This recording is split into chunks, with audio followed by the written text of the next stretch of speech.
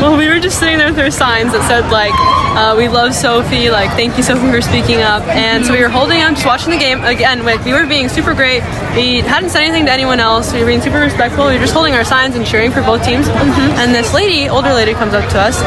And she comes up to us, and at first I think she's going to be nice. And she asks, like, what are you guys doing? Something like that. And then it was like, Jesus loves everyone. That's what she told us. And I was like, What you're about to hear didn't happen in a back alley or behind closed doors. It happened under bright arena lights, in front of thousands of fans, on camera, with witnesses everywhere. A team owner, not a random fan, not a drunk spectator, an actual executive with an ownership stake in a professional sports franchise, allegedly walked up to two teenage girls and completely lost her mind. The fallout from that single moment has triggered a 5-alarm crisis inside the WNBA, a desperate emergency apology from the organization, a formal suspension handed down by the league, and a cultural firestorm that is burning hotter by the hour. Buckle in, because this story goes deeper than you think. To understand why that arena in Seattle became a pressure cooker on July 28th, you have to go back a few days earlier and understand the woman at the center of it all, Indiana Fever guard Sophie Cunningham. Cunningham had been playing solid basketball all season, but she wasn't making headlines for her crossover or her three-point range. She made headlines because she sat down for a profile with ESPN and said exactly what was on her mind. No filters, no PR spin, no carefully crafted statement run through a team of lawyers. She looked directly into the camera and said she supports restrictions that would bar transgender girls and women from competing in female sports. She framed it around safety and fairness, saying she wants to protect young girls from having to compete against biological males. Now, in any other era of professional sports, that kind of comment might have generated a small wave of debate before disappearing into the news cycle. But this is 2025. Nothing disappears. Everything accelerates. And when Cunningham's comments dropped, the internet did not walk. It sprinted straight into chaos. Supporters flooded her mentions, calling her brave, calling her a voice for women's sports, calling her the kind of athlete willing to say what others are too afraid to voice. Critics came just as hard, calling her comments harmful, exclusionary, and dangerous. This Seattle Storm situation is going very south fast. Now we have other big-time business people being accused and caught on film harassing Indiana Fever fans, and these young ladies held a rally for anti-trans. Now, during this rally, nothing happened. It was calm. But the Seattle Storm co-owner, who has now been suspended, by the way, we're going to talk about that. Sports commentators, political figures, transgender rights advocates, and conservative voices all piled into the same arena of debate simultaneously. Within hours, Sophie Cunningham had gone from a mid-level WNBA player most casual fans couldn't pick out of a lineup to one of the most talked-about athletes in the country. What made it even more combustible was the setting. This wasn't a random celebrity sharing a hot take. This was a player in the WNBA, a league that has historically been more openly progressive than any other major professional sports organization in America. A league that has marched, spoken out, and put its collective voice behind social causes for years. Cunningham's comments didn't just create controversy, they cracked the foundation of what the league had built its modern identity around, and the crack spread fast. She stood by every word. In follow-up interviews, she made clear she wasn't walking anything back. She said she has beliefs, she has morals, and she was going to stand on them regardless of how the world reacted. She acknowledged she would get hate, she would get love, and she had made peace with both. That kind of unshakable confidence from someone standing in the middle of a cultural hurricane only turned up the heat further. By the time the Indiana Fever were scheduled to travel to Seattle for their July 28th matchup against the Storm, the tension surrounding Cunningham and her comments had already reached a boiling point. But what happened outside Climate Pledge Arena before the game even started took things to a completely different level. Dozens of fans organized a demonstration outside the arena. They showed up with signs. They showed up with purpose. They were there to publicly support Cunningham's stance and to push for a local ballot initiative that aligned with her views on protecting women's sports.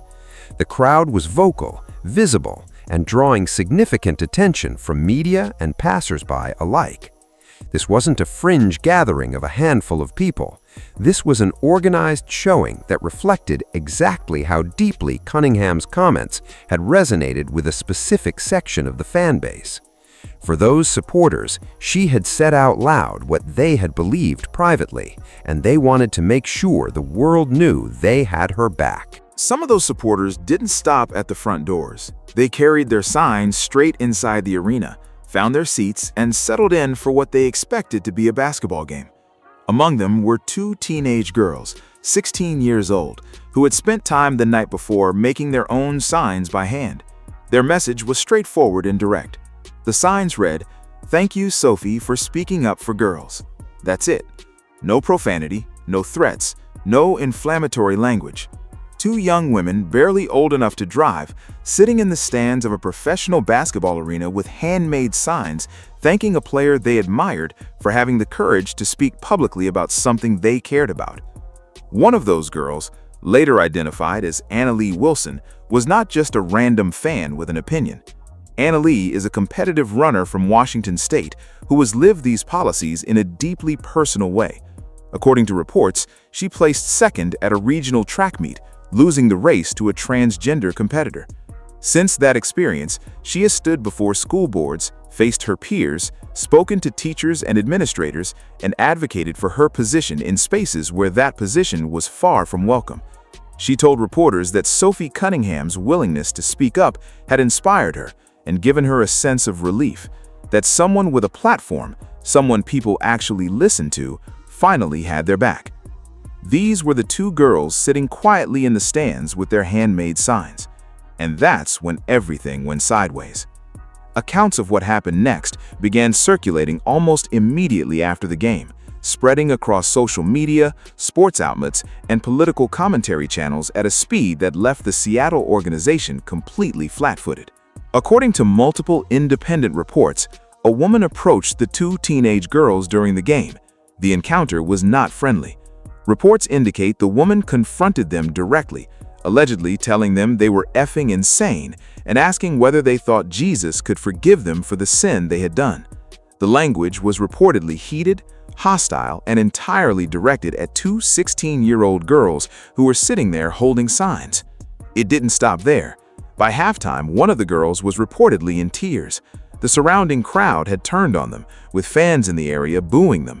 According to accounts that surfaced afterward, even some Seattle Storm players allegedly made thumbs-down gestures toward the girls as they passed. A separate man, later reported to have corporate ties to the Nordstrom retail chain, was allegedly captured on video telling the girls they were trash and to take out the garbage on their way out. Let that land for a second.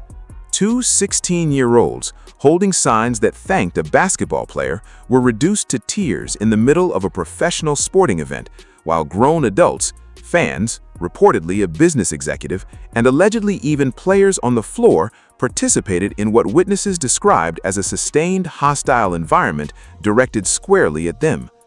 Jennifer Seeger, founder of the XXXY apparel brand and a former competitive gymnast, described the moment with visible emotion when she spoke about it publicly.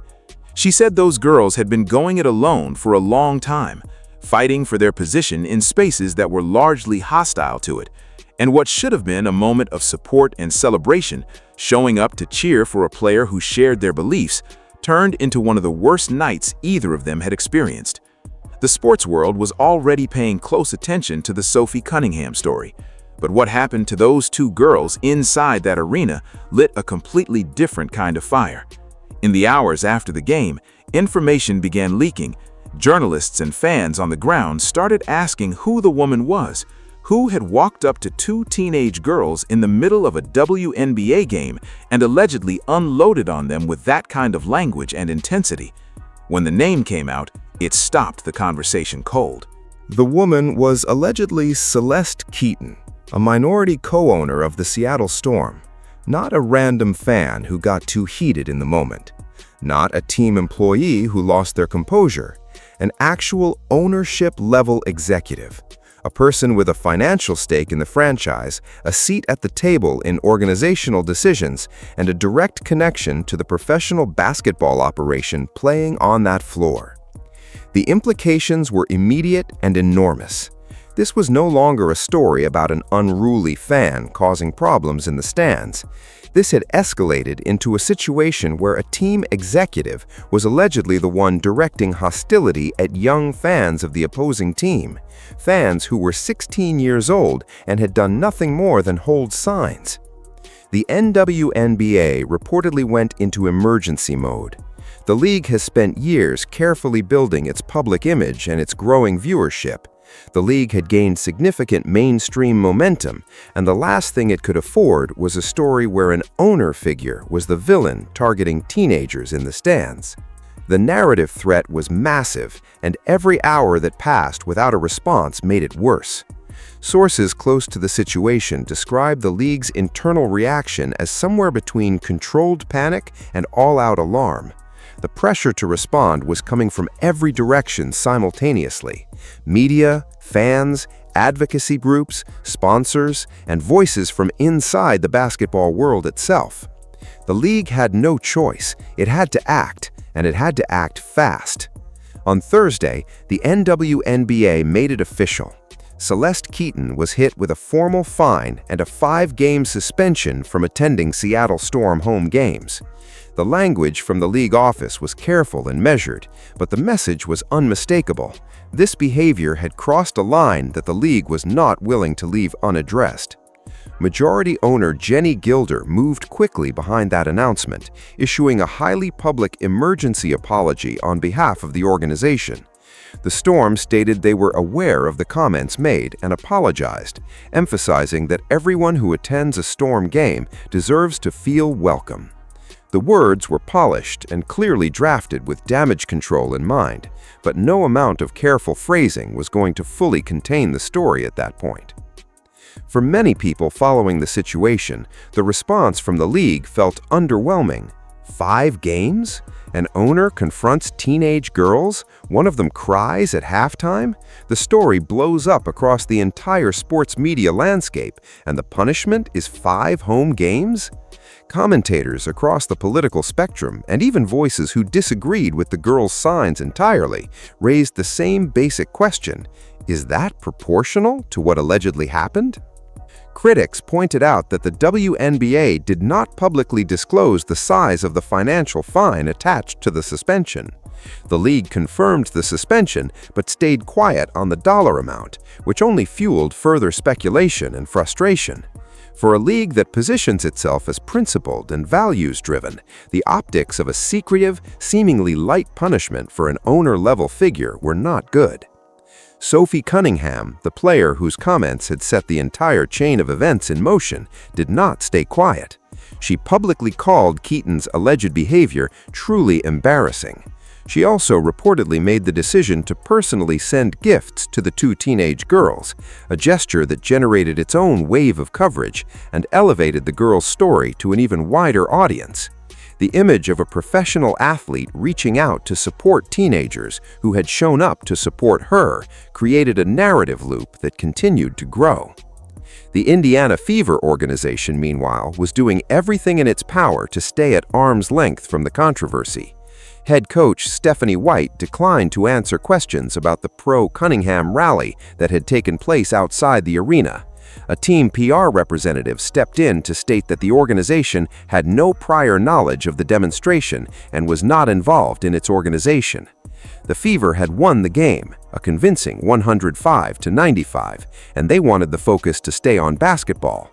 But in a media environment this charged, basketball was the last thing anyone was talking about. What makes this story resonate beyond the sports world is the human element sitting at the center of it.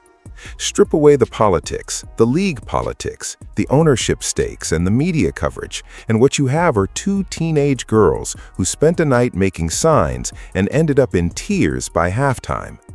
Anna Lee Wilson became something of a symbol in the days following the incident. Her story, competing as a runner, losing to a transgender competitor, then spending years advocating in rooms full of people who didn't want to hear what she had to say, resonated with a significant portion of the public who felt she represented a generation of young female athletes being overlooked in a broader conversation about inclusion and fairness. Jennifer Seeger, whose XXY brand is built around the mission of protecting women's sports, spoke publicly about what those girls had gone through and what Sophie Cunningham's decision to speak out had meant for young athletes in Anna Lee's position. She said those girls had been navigating this fight largely on their own, and having a prominent professional athlete put her name and platform behind their cause was a turning point. At the same time, it's important to be clear about what this story also contains. The debate at the heart of it, transgender participation in women's sports, is genuinely contested. There are deeply held beliefs on every side, backed by personal experience, scientific argument, and fundamental questions about identity, fairness, and belonging. Sophie Cunningham made her position clear, and she has every right to do that. The girls in the stands expressed their support, and they have every right to do that too. But the people on the other side of this debate are not simply wrong or irrelevant. They are people with their own deeply held beliefs about dignity, inclusion, and what it means to protect vulnerable communities. What crossed the line, what the league responded to, what generated the suspension and the apology and the national coverage was not the existence of the debate. It was allegedly an adult in a position of institutional power walking up to teenagers and verbally assaulting them for holding signs.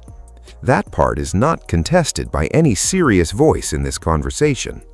Whatever you believe about the underlying politics, most people across the spectrum can agree that a co-owner of a professional sports team has no business getting in the face of 16-year-olds at her own team's home game.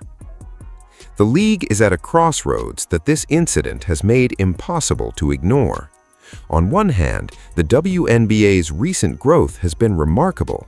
Viewership numbers have climbed significantly.